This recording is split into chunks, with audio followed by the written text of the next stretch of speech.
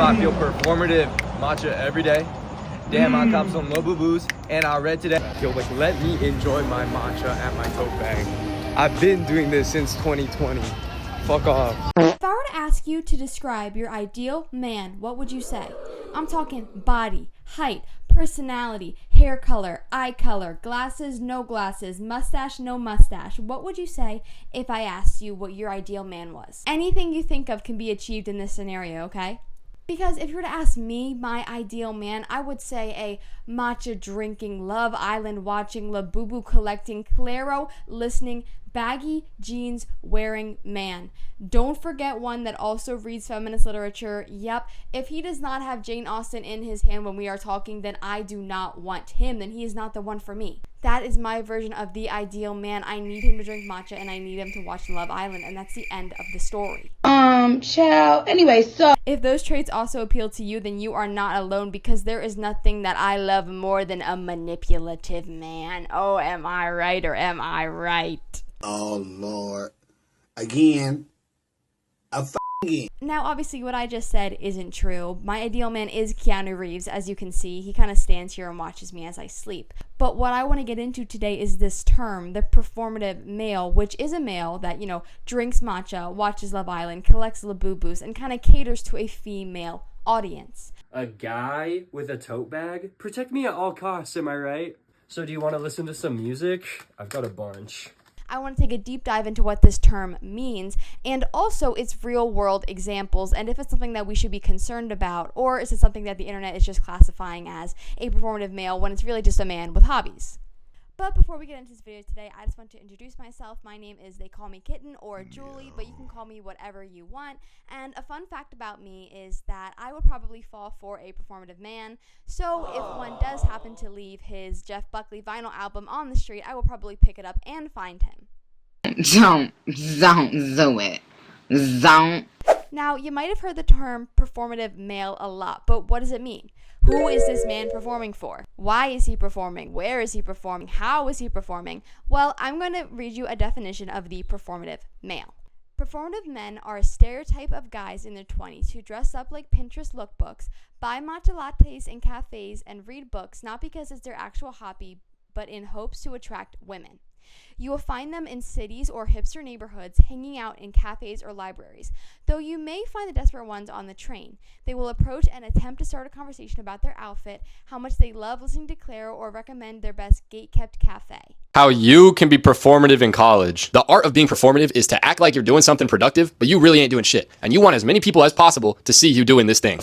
So it's basically a man that has interests and hobbies, but it's not because he is into those interests or hobbies, but because he wants to attract women. Like, you know how male birds, when they're trying to find a mate, they dance like this? Well, this is basically a man's equivalent to that.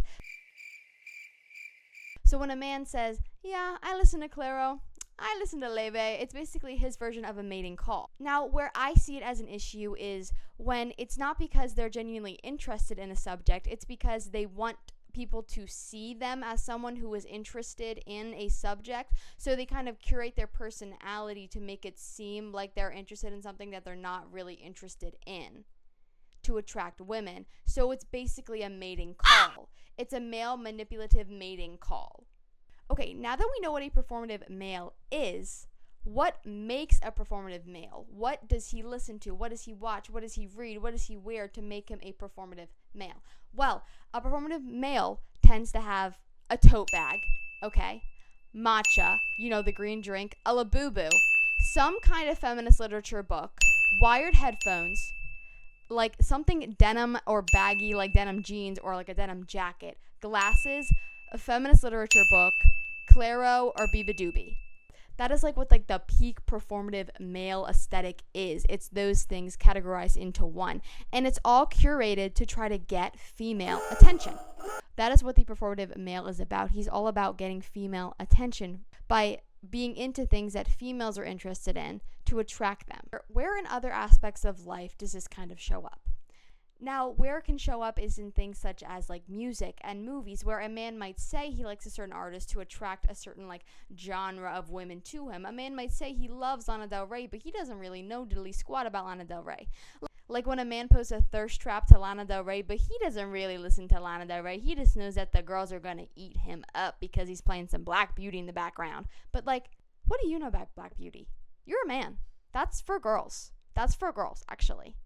They are going to adopt certain trends, like, for example, like labubus, not because they like labubus, but they know that other people like labubus, so they're trying to perform for the other people around them and try to get that aesthetic from them. The reason that I think these, like, types of performative interests happen is for, like, validation. A lot of the time men seek validation from women, so they're going to try to appeal to them so that they can get that validation that they've been craving. And also the fear of rejection. If you appeal to what a woman likes and what she wants, then there's less of a chance that you're going to be rejected by her. And it's also easier to get emotional support a lot of the time from women because women are known to be way more open with their emotions. So they can kind of have an easier chance at getting this emotional support from women because they are attracting, they are attracting them. Now the problem with the performative male is that he's only acting this way to get female attention. And he's not being his true, authentic self. The only reason that he will listen to laufey or listen to clairo or have tote bags or like labubus is because he knows that it's going to attract attention from women. It starts to be a problem is because then it can be used for manipulation and manipulating women, and that is what the trend is all about. Calling out a performative male is one that tries to manipulate women by his interests and kind of curate himself, but he's not being his true self. He's just trying to be the version that he thinks women are going to like, and that is where it starts to be a problem, is because it's not people being their true, authentic self. It's a man trying to be something that he is not. He's trying to perform for women. He is putting on these baggy jeans, not because he likes these baggy jeans, but because he knows that women are going to like these baggy jeans. But now I think we've gotten to a point on the internet where being a performative male has become performative. And in that, there is a performance of being a performative male, if that makes any sense. Okay. There are now so many videos of people making fun of the performative male that it almost becomes a performance in itself to be making fun of these men. Does that make any sense? How, like, you know the Orioles hat? And there's an Oreo on that Orioles hat, but then is that Oreo wearing an Orioles hat? It's like being performative has become a performance. No one is willing to be their true, authentic selves because even if they are not actually putting on this performative male persona, they are making fun of it, which is still not themselves. Like, I've seen so many videos online where people make fun of the performative male, but then again, isn't that just putting a performance on themselves? And I think it gets to be even more of a problem because now I feel like men are afraid to have interest and to be interested in things because it just gets seen as performative. Like, people will take videos of a man who's sitting on a bench reading and they'll say that he's a performative male because he's sitting there reading. He's not. He's just reading. Now listen, I don't know if that makes me sound like a pick-me for saying that, and I don't want to. I don't want to, okay? I don't need male validation, okay? I have Keanu Reeves sitting right over there. He validates me enough, okay? Okay. The internet starts calling everything performative now, so you can even go outside as like a man and go out and read because now it's going to be like performative and people are going to make fun of you for it. But you should be allowed to go and read if you like to read. That is where I have a problem with this trend, is that, okay, I think there's a difference between being a performative male to gain women's attention and to manipulate women, just being a man into trends and liking trendy things. Because there is nothing wrong with liking matcha and reading books and liking labubus as a man. You should go out and do that if you want to because it makes you happy. You shouldn't have a bunch of people in your ear saying, that's not all right. You can't do that because it's blah, blah, blah, blah, blah. No, you should be allowed to go and have interest. And I'm so sad that this trend that was supposed to call out manipulative men is now just being used to call out any man with hobbies. Let a man have hobbies. Like, who gives a gaff if a man goes out and reads a book? Let him go and read. I also think that everything we do as humans is performative. And it doesn't matter if you're a man or woman, we're all trying to perform for someone. So this term performative is now just becoming so overused and so saturated because it's like everything is performative now. Being weird is performative. Being a nerd is performative. Being a man who likes to drink matcha is performative.